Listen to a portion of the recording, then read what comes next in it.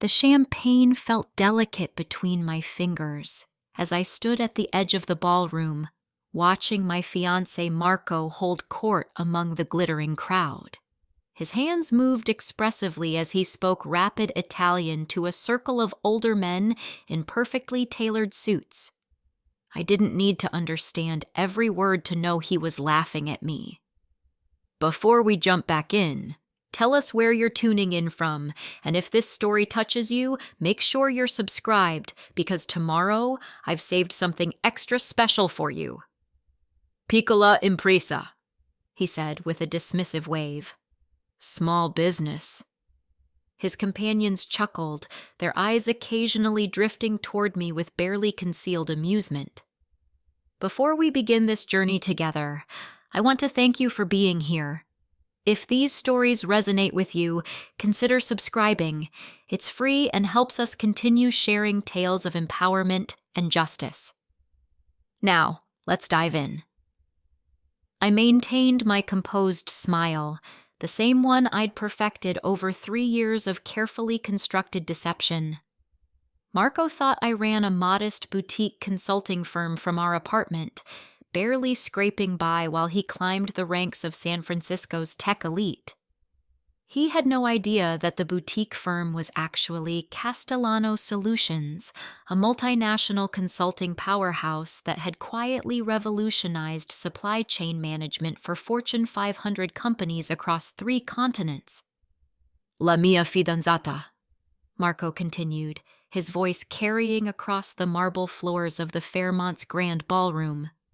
"My fiancé. She plays with her little spreadsheets. Very cute. Like a child with coloring books." More laughter erupted from his audience. I recognized 2 of them, Antonio Marchetti and Giuseppe Lombardi, both venture capitalists who'd made their fortunes in Milan before expanding to Silicon Valley. What Marco didn't know, what he couldn't possibly know, was that these men weren't just random investors at a charity gala. They were my uncles. Not by blood, but by bonds far stronger. My mother's family, the Castellanos, had built their empire through strategic marriages and business alliances across Italy and America. When my parents died in a car accident 15 years ago, I was 18 and alone in San Francisco, a scholarship student at Stanford with no family in the States. My mother's cousin, Stefano Castellano, had appeared at the funeral with his wife and 4 sons, enveloping me into a family I'd only heard about in stories.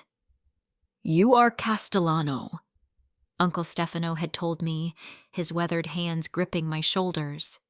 "This means something. You are never alone."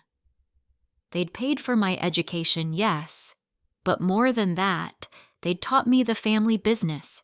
Not through handouts or nepotism, but through grueling summers in their Rome offices, learning everything from contract negotiation to hostile takeover prevention. By the time I graduated with dual degrees in business and computer science, I understood that the Castellano name carried weight in certain circles, and that weight could be either a blessing or a curse. I'd chosen to build my business under the radar, using shell corporations and a labyrinth of holding companies that obscured my ownership. Castellano Solutions existed in the corporate world as an enigma. Everyone knew the name, few knew the founder, and fewer still connected it to the 23-year-old who'd started the company in a cramped apartment with nothing but a laptop and an inherited understanding of how businesses failed. Now, at 33, I watched my fiancé mock the very empire that, unbeknownst to him, had been funding his meteoric rise for the past 2 years. Marco's startup, Vision Tech, had received 3 rounds of venture capital funding. All of it had been carefully channeled through my uncle's investment firms. Every success Marco celebrated, every milestone he reached, every promotion and press mention, all orchestrated by the family he was currently entertaining with stories of his girlfriend's pathetic business ventures.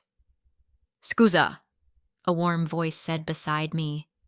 I turned to find Uncle Antonio, his silver hair immaculate, his smile gentle.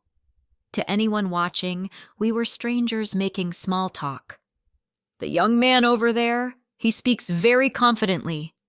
"Perhaps too confidently," I replied in perfect Italian, my mother's native tongue flowing easily. "Some men mistake fortune for talent." Antonio's eyes crinkled with amusement. "And some women mistake patience for weakness.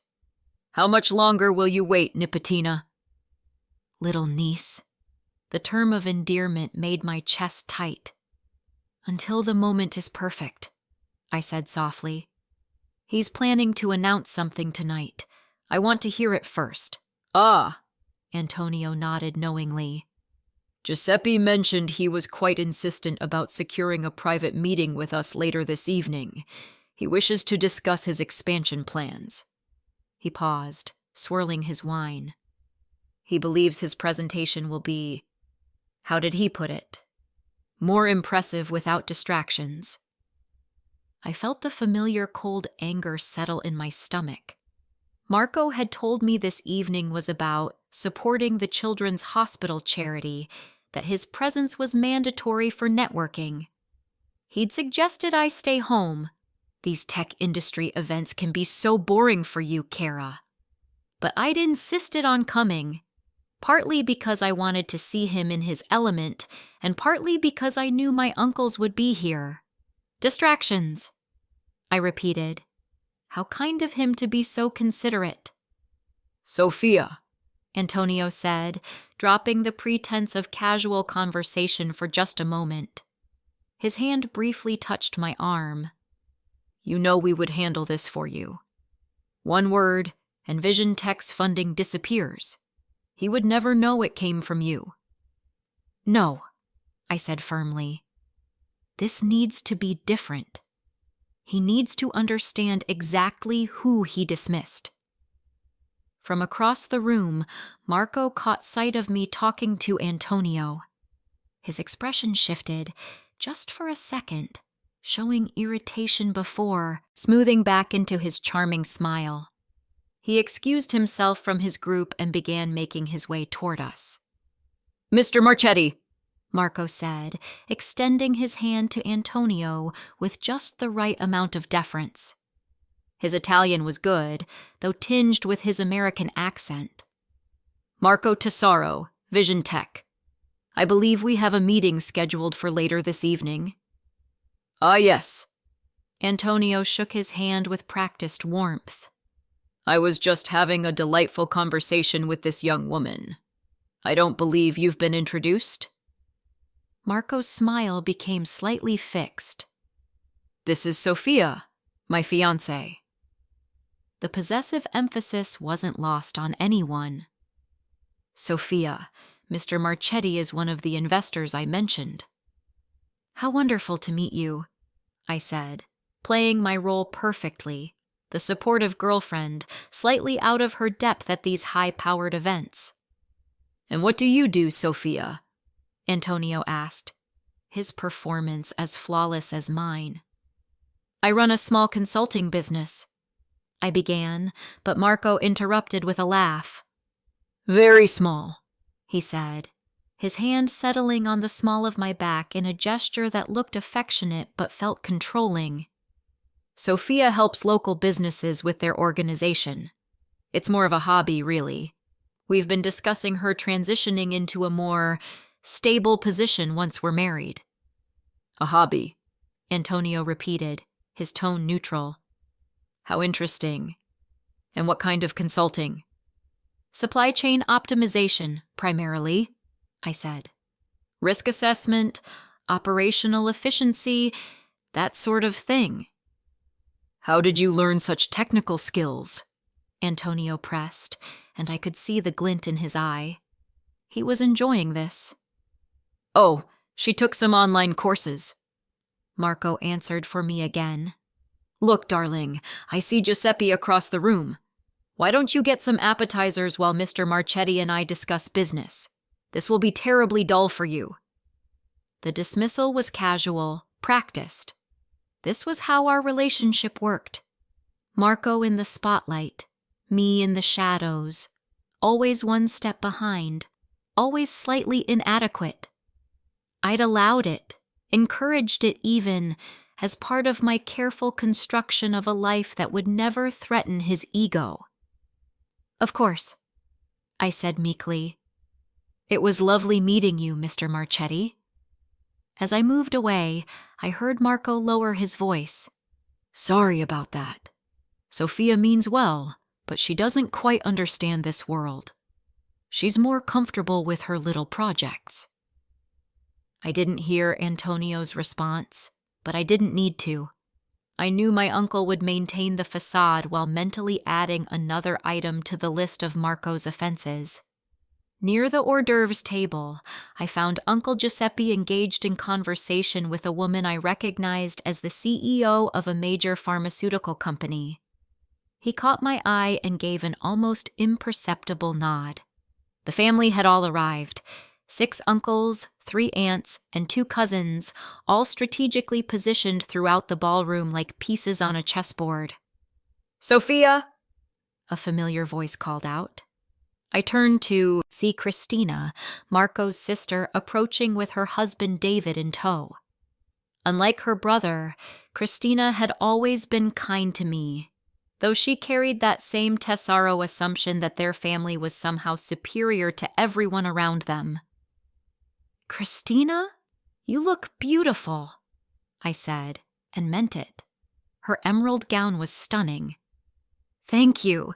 David just got promoted, so we're celebrating," she said, squeezing her husband's arm. "How's the business going? Marco mentioned you landed a new client." "A few, actually," I said carefully. "It's been a good quarter." "That's wonderful. You know, David's company might need some consulting help. Maybe you could send over your information?" David looked uncomfortable. "Chris, I don't think—" Preparing and narrating this story took us a lot of time, so if you are enjoying it, like this video, it means a lot to us. Now back to the story. "What?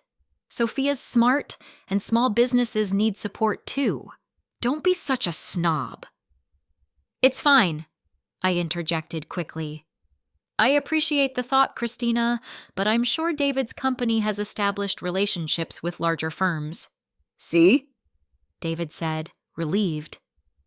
"No offense, Sophia, but we work with Castellano Solutions for our supply chain.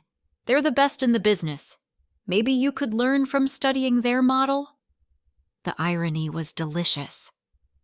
"I'll definitely look into them," I said, fighting to keep my expression neutral. "Oh, there's Marco with those Italian investors," Christina observed. "He's been so excited about this meeting. Vision Tech is about to go international. Did he tell you? There's talk of opening offices in Milan and Rome." "He mentioned something about expansion," I said vaguely. "It's huge! Those investors are basically royalty in the Italian tech world. Marco said if this meeting goes well, Vision Tech could triple its valuation in 6 months. She lowered her voice conspiratorially. "Between us, I think that's why he's been so stressed lately. He keeps saying how important it is that everything is perfect tonight, how he can't afford any complications." Complications. Another word for distractions. Another word for me. "I hope it goes well for him," I said, and I meant it in a way Christina could never understand. I hoped Marco's meeting went exactly as planned, right up until the moment it didn't. The evening progressed with excruciating slowness. Dinner was served at elegantly appointed tables, each seating arrangement carefully orchestrated by the event planners. I found myself placed at a table with Christina, David, and several other Vision Tech employees and their partners. Marco sat 3 tables away with the executives and investors, including all 6 of my uncles, though he still had no idea they were connected. Between courses, I watched him work the room. He was good at it, I had to admit. Charming without being obsequious, confident without being arrogant. He knew exactly how to make each person feel like the most important one in the room. It was one of the things that had attracted me to him initially, back when I was still young enough to mistake performance for authenticity. We'd met at a tech conference 4 years ago. I'd been there scouting potential clients. He'd been networking for his startup. We'd literally collided near the coffee station, his latte ending up on both our shirts. He'd been apologetic and funny, insisting on buying me a new shirt from the hotel gift shop. We'd ended up talking for hours, and somewhere in that conversation, I'd made a decision. I was tired of being alone, tired of the careful distance I maintained from everyone who wasn't family, tired of choosing my business over personal connections. Marco seemed kind, ambitious in a healthy way, and genuinely interested in me, or at least in the version of me I presented. So I'd kept presenting that version. The struggling consultant, the woman who needed his success to validate her own worth, the girlfriend who would never threaten his position as the primary breadwinner and decision-maker. I'd told myself it was self-preservation, that revealing my success would change our dynamic. But somewhere along the way, the test had become a trap, and I'd stayed in it long after I should have walked away. "Sophia?" Christina's voice pulled me back to the present. "You seem distracted. Everything okay?" "Just thinking," I said, forcing a smile. "Big crowds aren't really my thing." "I know what you mean. Marco's always been the social butterfly of the family." She paused, studying me. "You know, I always wondered about you two. You're so different." "Opposites attract?" I offered. "Maybe. Or maybe." She hesitated, then seemed to decide against whatever she was going to say. "Never mind. I'm probably just drinking too much wine." But I knew what she wasn't saying. Christina was smarter than her brother. She'd probably sensed the imbalance in our relationship, the way Marco always positioned himself above me. She just couldn't reconcile her loyalty to her brother with her affection for me. After dinner, the dancing began. Marco found me at my table, extending his hand with a smile that didn't quite reach his eyes. "Care to dance, Cara?" We moved onto the floor, his hand firm on my waist as we swayed to a classical piece performed by a live orchestra. This close, I could smell his expensive cologne, the Tom Ford I'd bought for his birthday, though the credit card bill had come from an account he didn't know about. "You're quiet tonight," he observed. "Just enjoying watching you in your element," I said truthfully.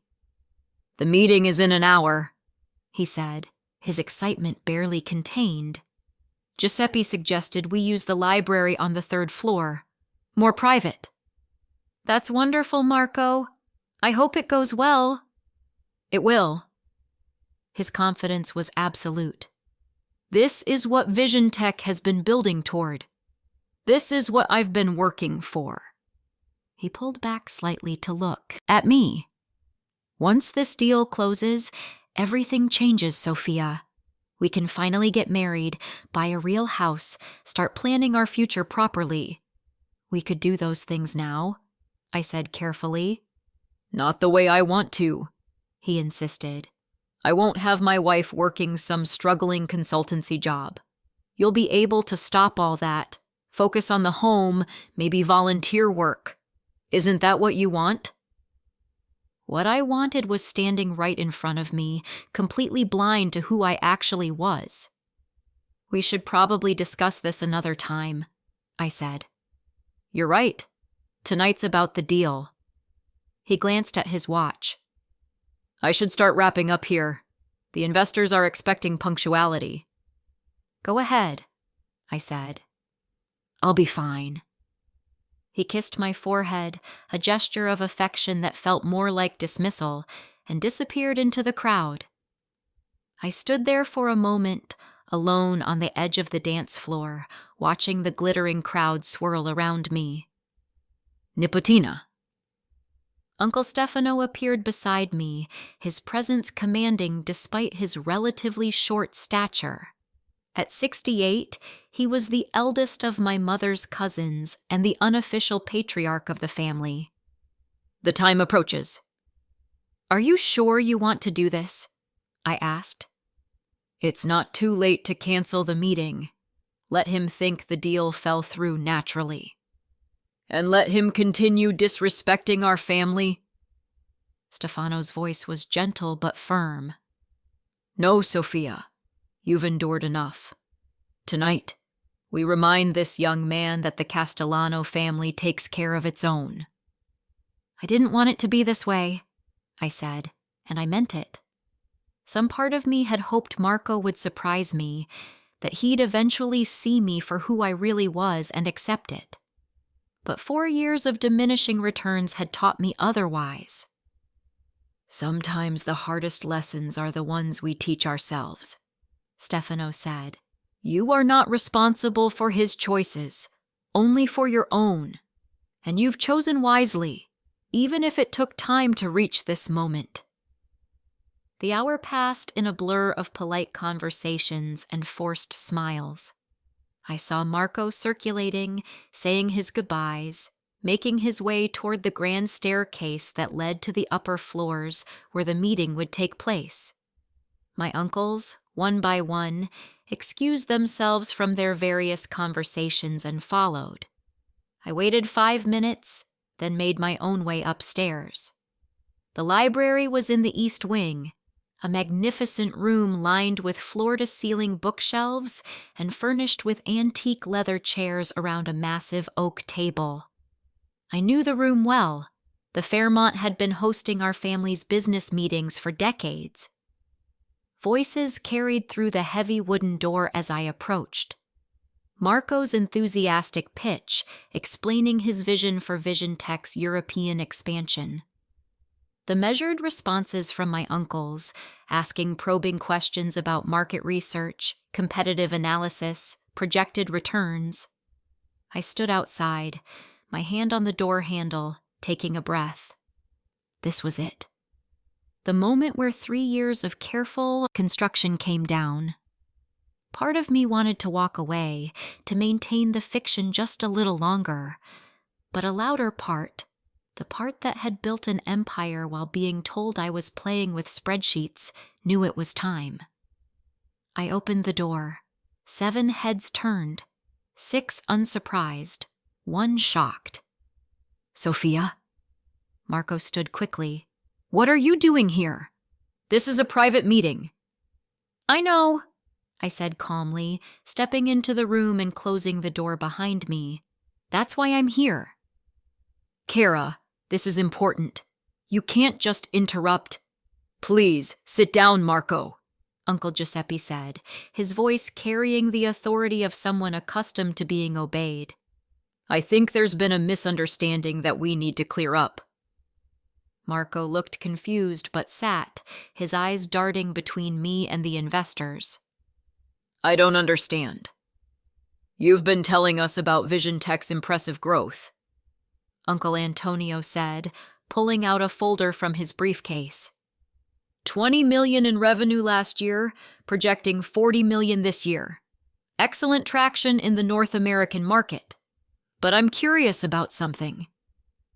He slid the folder across the table to Marco. Your pitch mentions that Vision Tech's success has been built on proprietary supply chain algorithms. Very innovative. Can you tell us where those algorithms came from? Marco opened the folder, his face paling as he scanned the documents inside. I knew what he was seeing. Patent filings, copyright registrations, all bearing the name Castellano Solutions. All dated 6 months before Vision Tech had suddenly developed their breakthrough technology. These must be coincidence, Marco stammered. Our team developed our systems independently. Did they? Uncle Stefano leaned forward. Because our legal team would be very interested in discussing that with your technical director. The same technical director who, according to our records, was a consultant for Castellano Solutions until 18 months ago. The same consultant who signed a comprehensive non-disclosure and non-compete agreement. I watched the color drain from Marco's face. There must be some mistake. The only mistake, I said quietly, drawing his attention back to me, was thinking you could build Vision Tech's foundation on stolen intellectual property without anyone noticing. Stolen? Marco's voice cracked. Sophia, what is going on? Why are you even in this room? That's an excellent question, Uncle Giuseppe said. Perhaps we should start with introductions. Marco Tesaro, I'd like you to meet the board of directors of Castellano Solutions International. He gestured around the table. Stefano Castellano, founder and chairman. Antonio Marchetti Castellano, chief investment officer. And myself, Giuseppe Lombardi Castellano, chief operating officer. Marco's eyes widened as the family connections became clear. Castellano Solutions, but that's the company you've been stealing from, I finished. The company that's been funding your venture capital rounds. The company that's been quietly documenting every breach of contract, every unauthorized use of proprietary systems, every lie you've told investors about your revolutionary technology. This is insane. Marco stood again, his chair scraping against the floor. Sophia, what are you talking about? You don't know anything about Castellano Solutions. You run a small consulting business. No, I said, pulling out my own folder. I run Castellano Solutions. I built it from the ground up, starting when I was 23 years old. That small consulting business you've been mocking? It's a multinational corporation with operations in 17 countries and annual revenues exceeding $200 million. The silence in the room was absolute. Marco stared at me like I'd grown a second head. That's impossible, he whispered. You can't. You work from our apartment. You have maybe 4 clients. I've seen your calendar. You've seen what I wanted you to see, I said. The real business happens through secured networks and encrypted communications. My team never uses the apartment computers. My real office is in the financial district, 3 floors of a building my family owns. The apartment was just a test, I suppose. A way to see who you really were when you thought I had nothing to offer. A test. His voice rose. You've been lying to me for 3 years? Making me think you were some struggling nobody while you were secretly running a Fortune 500 company? I never lied, I corrected. I simply didn't correct your assumptions. You decided I was beneath you, that my work was a hobby, that I needed your success to validate my existence. I just didn't argue. This is... Marco looked around the table, seeking allies and finding none. This is some kind of elaborate joke. You're all in on it. Testing me or something? Not a joke, Uncle Stefano said. Though I admit, watching you dismiss our Sophia as inconsequential while you built your company on her innovations has been educational. It's taught us all a valuable lesson about due diligence in partnerships. Marco's face flushed red. So what is this? Revenge? You brought me here to humiliate me? We brought you here to discuss your proposal for Vision Tech's expansion, Antonio said calmly. You wanted funding for European operations. We're prepared to offer it. Hope flickered across Marco's face. You are? Of course, with certain conditions. I watched as Antonio laid out the terms. Full audit of Vision Tech's technology stack. Licensing agreements for any Castellano Solutions patents currently in use. Restructuring of the company's technical team to ensure compliance. And, most significantly, a change in leadership structure. You want me to step down as CEO? Marco asked incredulously. We want you to accept the role your skills actually merit, Giuseppe said. You're an excellent salesman, Marco. Truly gifted at networking and presentation. But running a technology company requires technical expertise you've never demonstrated. We're suggesting you transition to Chief Business Development Officer, much better suited to your actual talents. And who would be CEO? But even as Marco asked, his eyes slid to me, understanding dawning with horrible clarity. Sofia Castellano will be taking direct operational control of Vision Tech, Stefano confirmed. She built the technology. She understands the market. And she has a proven track record of transforming struggling operations into profitable ventures. You planned this, Marco said, his voice hollow. All of it. The relationship, the engagement, bringing me here tonight. It was all just... No, I interrupted. When I met you, I had no plans beyond having coffee. When I fell in love with you, I genuinely hoped we'd build something real together. But you made choice after choice that showed me who you were. And tonight, when you called my life's work a hobby in front of the very investors you were courting, that was the final piece. So you're just going to take over my company? Anger was replacing shock now. Everything I built? Everything you built on my foundation, I corrected. Using my technology, my contacts, my family's money. Vision Tech only exists because Castellano Solutions allowed it to exist. Now, we're simply claiming what was always ours. Marco stood again, this time backing toward the door. I won't let you do this. I'll fight you in court. I'll tell everyone what you did, how you manipulated me. With what evidence? Uncle Giuseppe asked mildly. That you entered into a relationship without performing due diligence on your partner, that you built a company on stolen intellectual property, that you accepted investment funding without researching your investors.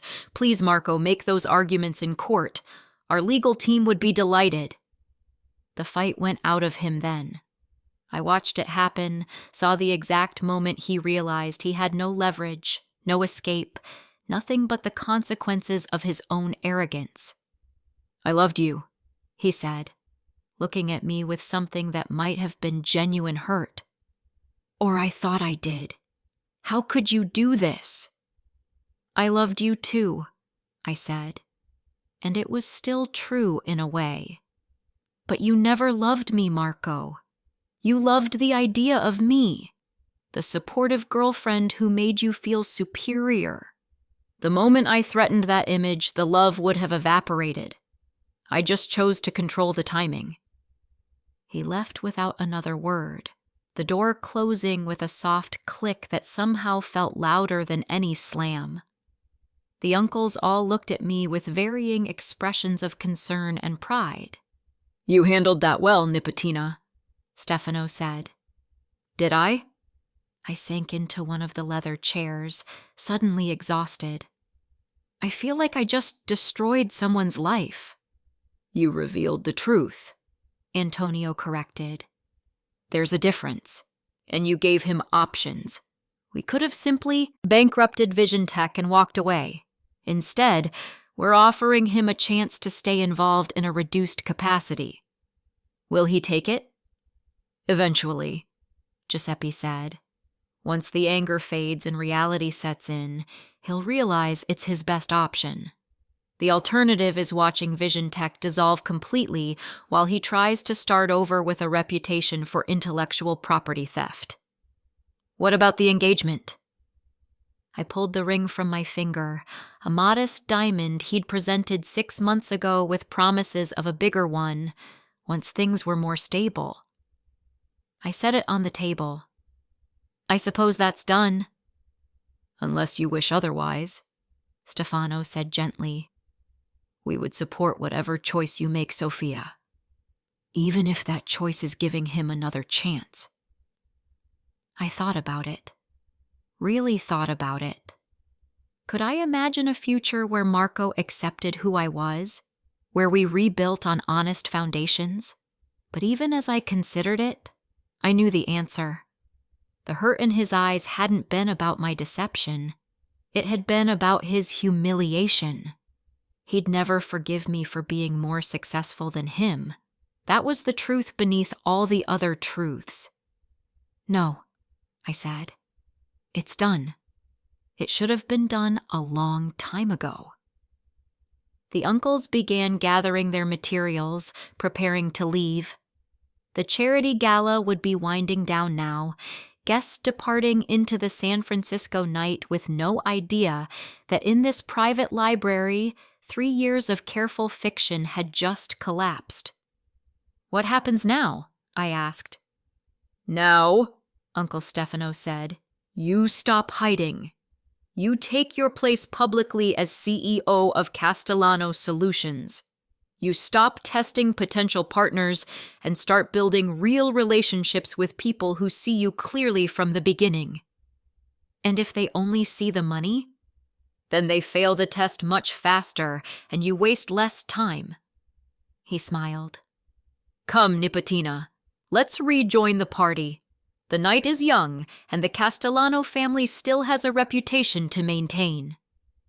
We descended the grand staircase together, a united front of Castellano power. Below, the ballroom still glittered with music and laughter. Marco was nowhere to be seen, probably already gone, fleeing to process his shattered illusions in private. Christina spotted me immediately and rushed over, concern etched on her face. Sophia, Marco just left in a hurry. He looked terrible. What happened? I took a breath, considering my words carefully. We had a clarifying conversation, I said, about our future, or lack thereof. I'm sorry, Christina. I know you care about your brother. Are you breaking up? She looked stricken. But the engagement was a mistake, I said gently. One I should have corrected much sooner. I'm sorry you're caught in the middle. To my surprise, Christina pulled me into a hug. Don't apologize, she whispered. I love my brother, but I'm not blind. I've seen how he treats you, how he talks about your work. You deserve better. When she pulled back, there were tears in her eyes. Can we still be friends, even if you and Marco are done? I'd like that, I said, meaning it. Christina had always been kind, and she wasn't responsible for her brother's choices. The rest of the evening passed in a strange blur. I danced with my uncles, accepted congratulations from business associates who'd been told about my reveal, and fielded curious questions from people who'd known me as Marco's quiet girlfriend, and were now learning I was anything but. It wasn't until I was home, finally alone in the apartment, that suddenly felt too small, that the reality of what had happened truly hit me. I'd spent 3 years building a relationship on false pretenses, telling myself it was caution when it was really cowardice. I'd been so afraid of being used for my success that I'd hidden it completely, never giving Marco a chance to prove he could handle the truth. But then I remembered his words from earlier, his mockery in Italian, his casual dismissal of my hobby.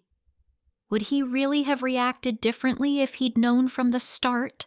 Or would he simply have been more careful to hide his resentment? My phone buzzed. A text from an unknown number. You think you've won. You haven't. M. I stared at it for a long moment, then deleted it. Whatever Marco thought he could do to hurt me, he'd find himself outmatched. The Castellano family didn't make threats. We made reality shifts that others had to adapt to. Still, as I prepared for bed in the apartment that would soon be just mine, I couldn't shake a feeling of unease. Marco wasn't stupid, and wounded pride made people dangerous. The night had revealed my identity, yes, but it had also created an enemy who knew more about me than any business rival ever had. I checked the security system twice before going to bed, made sure my phone was charged and within reach. Uncle Stefano had offered to have someone watch the apartment, but I'd declined. I wasn't ready to admit that I might actually be worried. Sleep came slowly, my mind replaying the look in Marco's eyes when he'd understood what I'd done. Not just the business revelation, but the personal betrayal. I'd made him feel small, something his ego would never forgive. As I finally drifted off, I couldn't shake the thought that tonight hadn't been an ending at all. It was just the beginning of something much more complicated. The morning after the gala, I woke to 17 missed calls and 43 text messages. Most were from Marco, a progression from angry to pleading to threatening and back again. I read through them with my morning espresso, feeling oddly detached from the drama unfolding in my phone. "You ruined everything. How could you lie to me for 3 years? My board is calling for an emergency meeting. Please, we need to talk. I love you. You're going to regret this." I deleted them all and blocked his number. Whatever Marco needed to process, he'd have to do it without using me as his emotional dumping ground. My phone rang again, this time from Uncle Stefano. "Buongiorno, nipotina." His warm voice filled my ear. "How are you feeling this morning?" "Strangely calm," I admitted. "I thought I'd feel worse." "That's the relief of truth," he said. 3 years is a long time to maintain a fiction. Your mind and heart are thanking you for finally letting it go." He paused. "We have a situation, though. Marco filed an injunction this morning trying to freeze Vision Tech's operations. Claims we're staging a hostile takeover." I set down my cup. That was fast. "He hired Gregory Chen's firm. They're aggressive but sloppy. The injunction will be dismissed by noon. We have documentation showing our investment agreements and the IP violations, but it tells us something important about Marco's state of mind. He's not going to go quietly. No, which is why the family thinks it's time you stopped living in this apartment. It's not secure, and Marco has keys." He was right, of course. The apartment had been part of the fiction, a place where I could pretend to be someone smaller than I was. But that person didn't exist anymore. "I'll start packing today," I said. "Don't bother. We'll have movers handle it. You focus on the board meeting this afternoon. It's time to formally announce your position at Castellano Solutions." After we hung up, I sat for a long moment in the apartment that had been my home for 3 years. Every piece of furniture held memories. The couch where Marco and I had watched movies, the kitchen table where we'd shared countless meals, the bedroom where I'd lain awake wondering if I was making a terrible mistake. I'd made mistakes, yes, but staying any longer would have been the worst one. By 10 a.m., I was in my real office, the one on the 42nd floor of the Castellano building in the financial district. Floor-to-ceiling windows offered a panoramic view of San Francisco Bay. My assistant, Maria, had worked with me for 8 years and knew every detail of both my public and private lives. "The press releases are ready," she said, handing me a tablet. "We're announcing your active role as CEO effective immediately. The board approved unanimously this morning." I scanned the carefully worded statement. It positioned my previous anonymity as a strategic choice, allowing me to build the company without the scrutiny that comes with being a young female CEO in tech. Now that Castellano Solutions was established as an industry leader, I was stepping into the public role. What about Vision Tech? Legal has prepared a comprehensive offer. Marco can stay on as Chief Business Development Officer with a substantial salary and equity stake, but he reports to a new CEO we'll appoint. Alternatively, we buy out his shares at fair market value and he walks away clean. He has 72 hours to decide. He'll fight it. Maria smiled grimly. Let him. We have patents, contracts, and documentation that would bury him in litigation for years. His lawyers will explain that to him once they review our evidence packet. The intercom buzzed. Ms. Castellano, Christina Tesoro is here to see you. She doesn't have an appointment but says it's urgent. I exchanged a look with Maria. Send her in. Christina entered hesitantly, looking around the office with wide eyes. She'd dressed professionally, a navy suit that suggested she'd come straight from her own job in marketing, but her face was drawn with stress. Sophia, Wow. This is really your office? It is, please sit. I gestured to the leather chairs by the window. Can I get you anything? Coffee? Water? Just answers, she said, sinking into a chair. Marco showed up at my house at 6 this morning. He was a mess. Hadn't slept. Been drinking. He told me everything, or his version of everything. I'm sorry you were pulled into this. Don't apologize. I need to understand. Christina leaned forward. Did you ever really love my brother? Or was this all some elaborate game? The question deserved honesty. I loved who I thought he was, I said carefully. When we met, I was tired of being alone, tired of people only seeing my money or my company, so I hid those parts of myself to see if someone could love me without them. And Marco failed the test. Marco failed himself, I corrected. I gave him countless opportunities to see me as an equal. He chose to see me as less than. That's not something I did to him. That's who he is.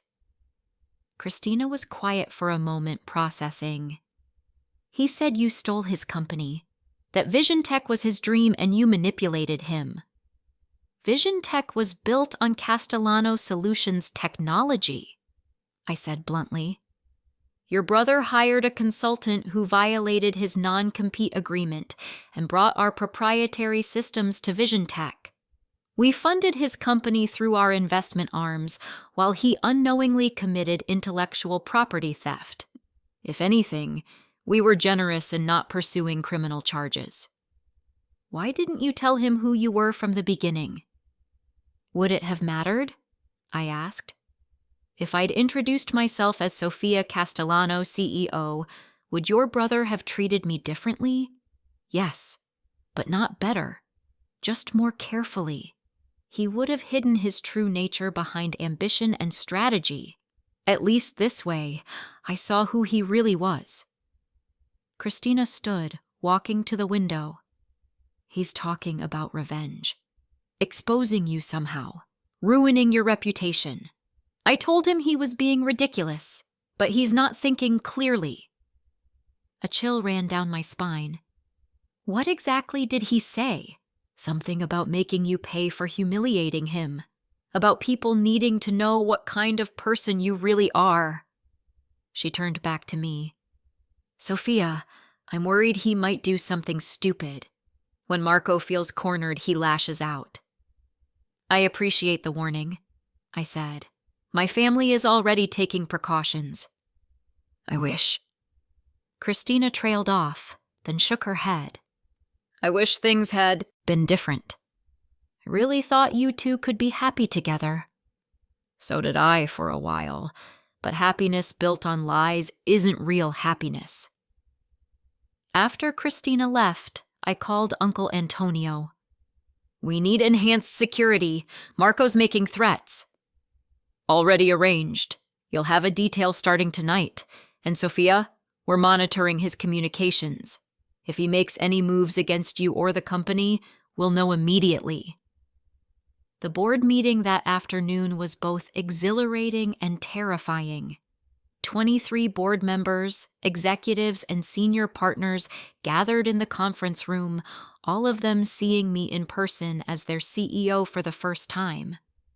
Some had worked with me remotely for years.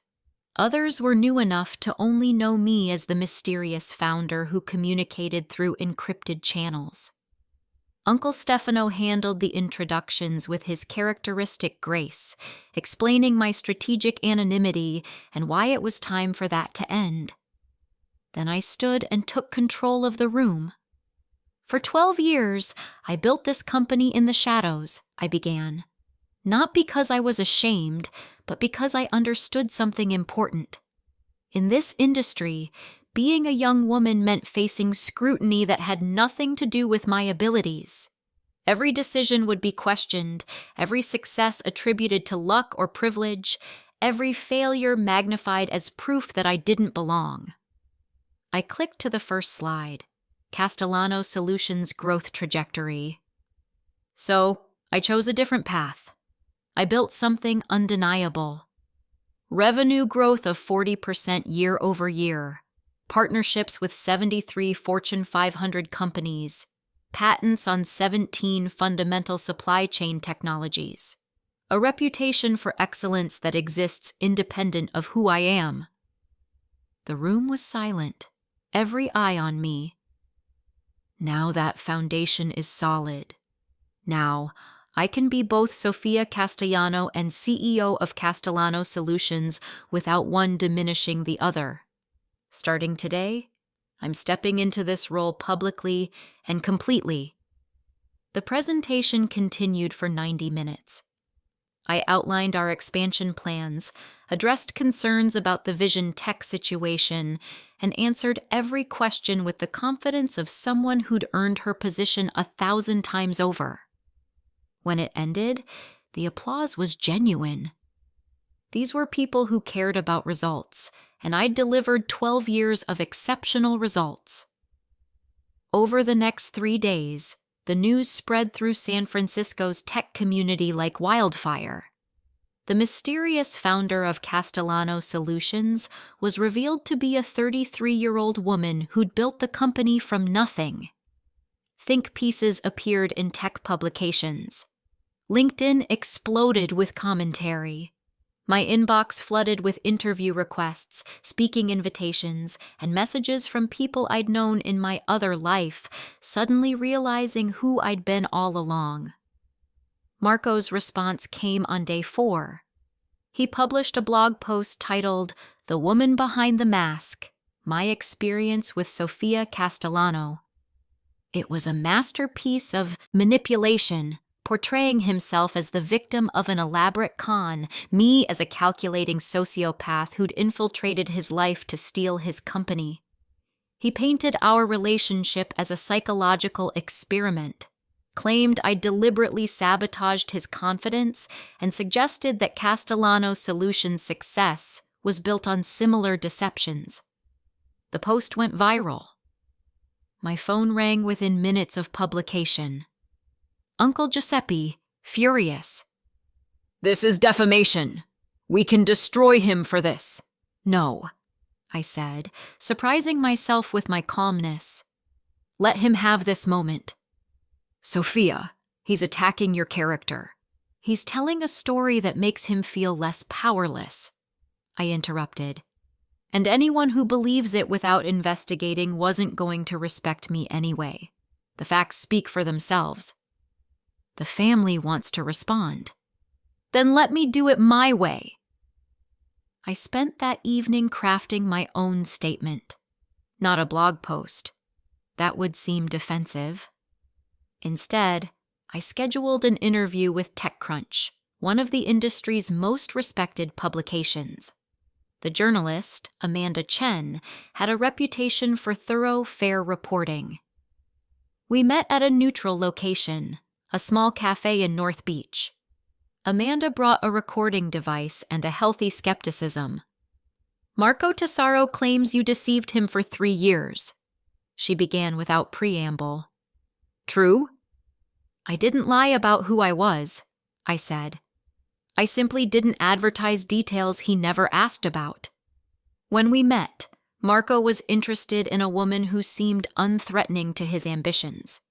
I let him have that fantasy because I wanted to see who he was without the complications of my success. That seems manipulative. Perhaps. But consider this. If I'd introduced myself as CEO of Castellano Solutions, would Marco have treated me as an equal? Or would he have seen me as a business opportunity? I met her eyes. I've been used before, Amanda. I wanted one relationship that wasn't about what I could do for someone's career. And instead, you ended up with a relationship where you were constantly diminished.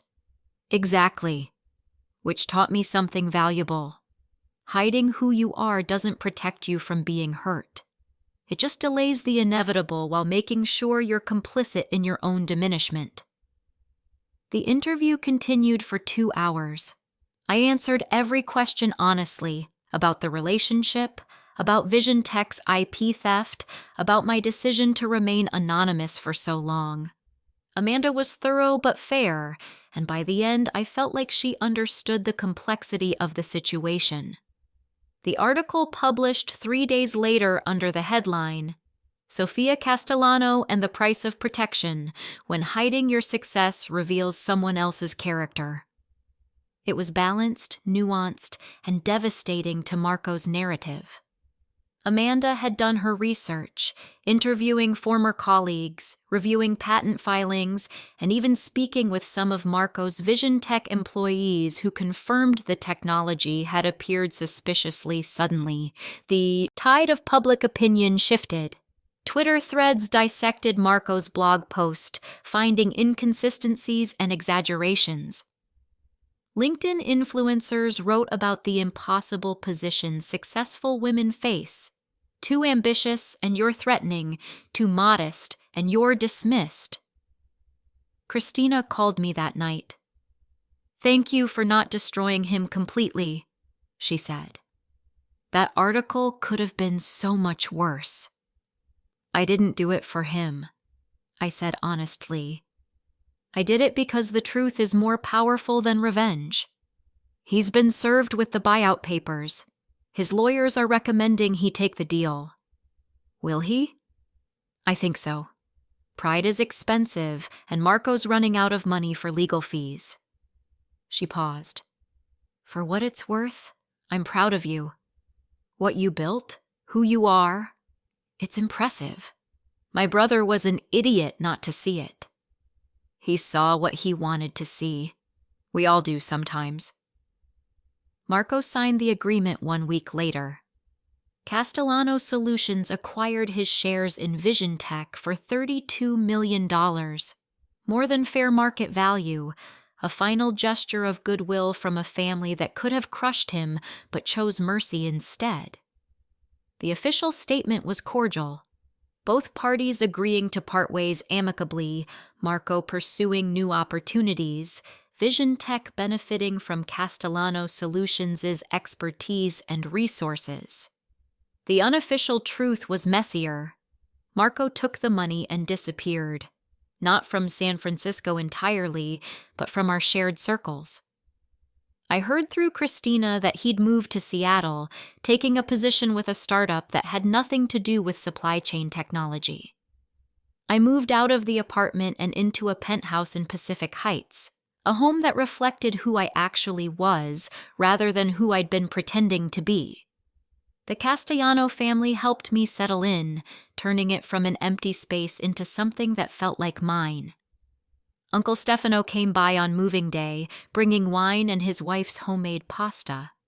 We sat on the balcony watching the sunset paint the Golden Gate Bridge orange and gold. "Do you regret it?" he asked. "Any of it?"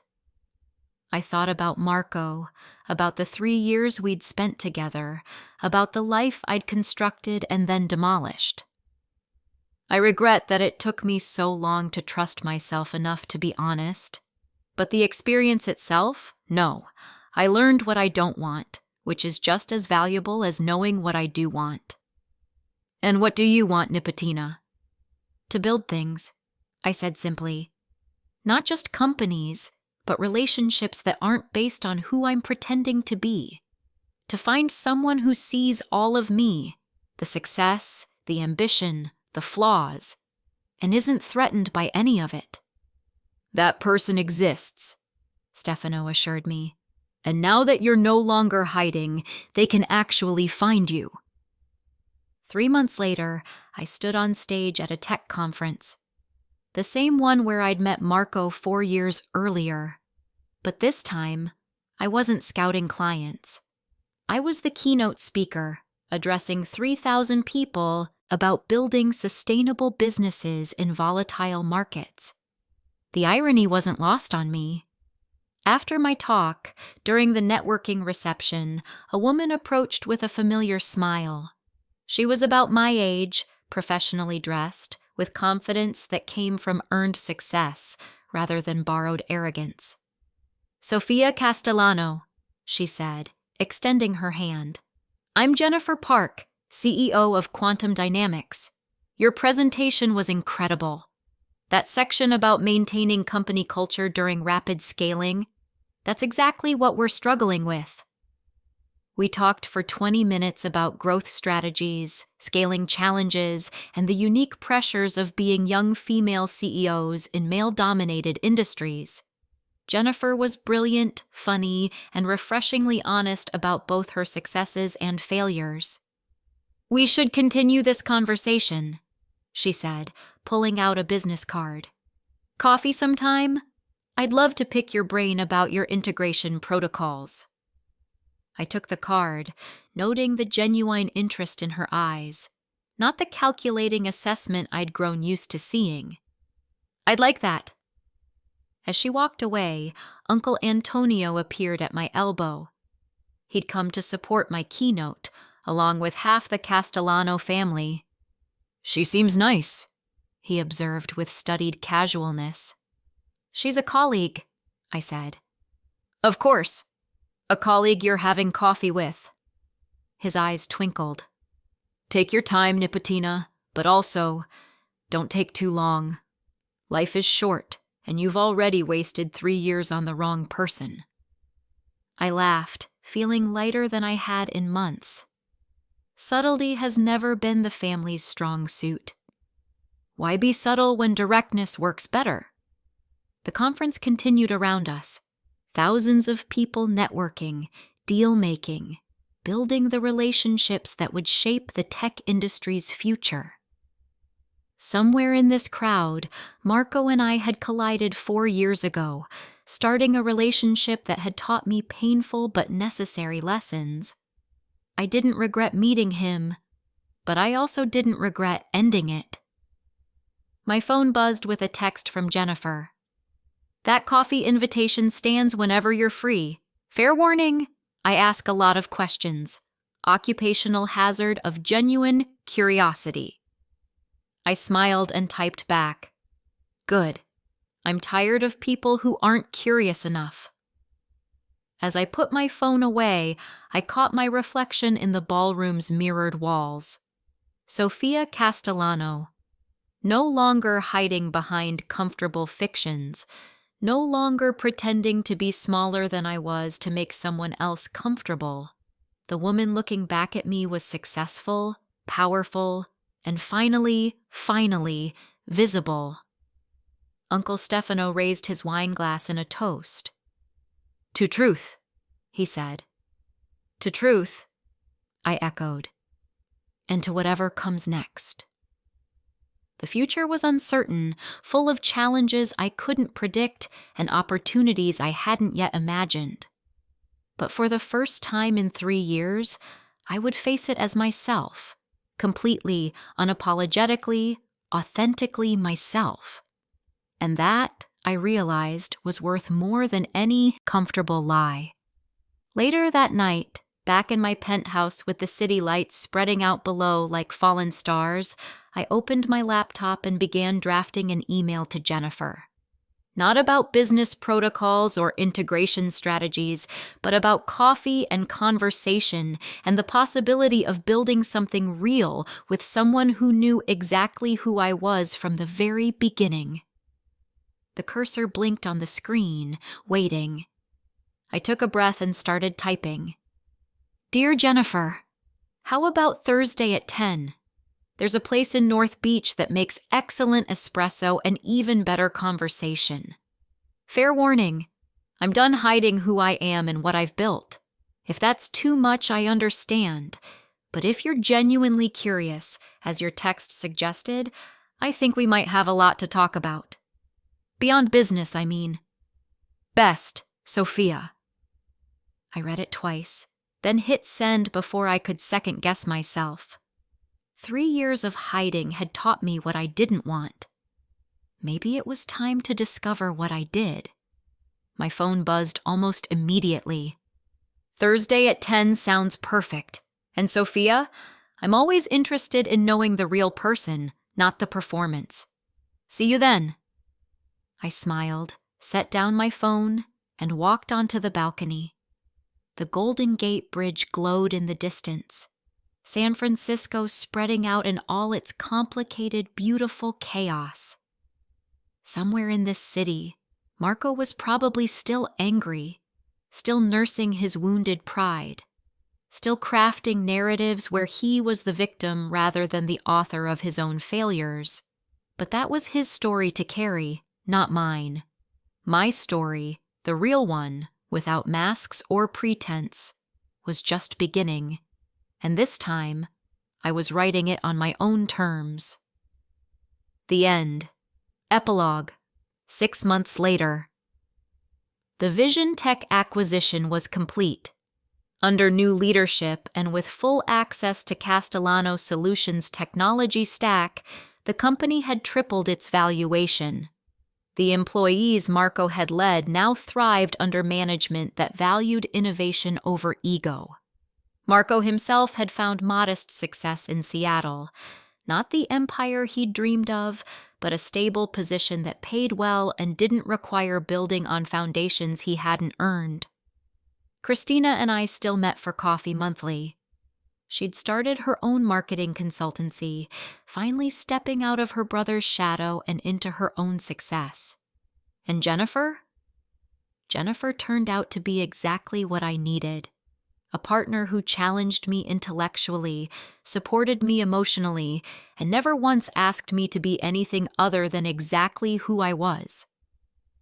We moved in together after 4 months, combining our lives with the confidence of people who'd both learned hard lessons about honesty and authenticity. The Castellano family approved wholeheartedly, though Uncle Stefano still managed to be conspicuously present at every major milestone, making sure I knew I was loved and protected.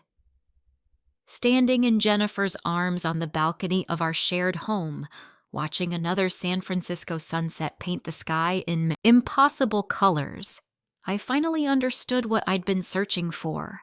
Not someone who would accept my success despite who I was, but someone who would celebrate it because of who I was. And in finding that, I'd found something even more valuable. I'd found myself, completely, unapologetically, authentically myself. And that was worth every painful lesson it took to get here. Up next, you've got 2 more standout stories right on your screen. If this one hit the mark, you won't want to pass these up. Just click and check them out. And don't forget to like, subscribe, and turn on the notification bell so you don't miss any upload from us.